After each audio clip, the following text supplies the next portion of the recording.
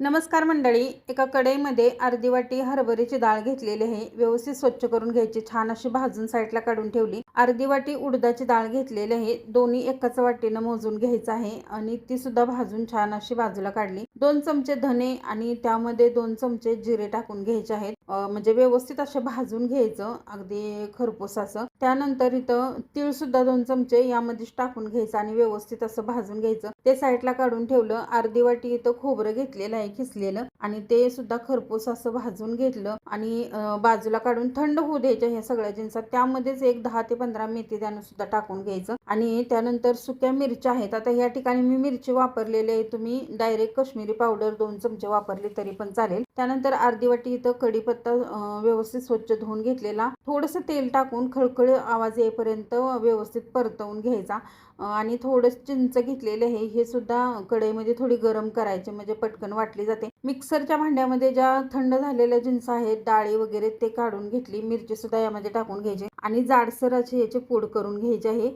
या पद्धतीने तुम्ही पाहू शकता. त्यानंतर जे राहिलेले जिन्स आहेत, धन जिरं वगैरे, नंतर थोडासा गूळ, हिंग सुद्धा यामध्ये टाकून घ्यायचा आहे. कढीपत्ता वगैरे टाकून घ्यायचा. सुकं खोबरं आहे ते सुद्धा टाका. चवीपुरतं मीठ घालायचं आणि जाडसर अशी ह्याची पूड बनवून घ्यायची आहे. तुम्ही पाहू शकता या पद्धतीनं, अगदी बारीक करायची नाही.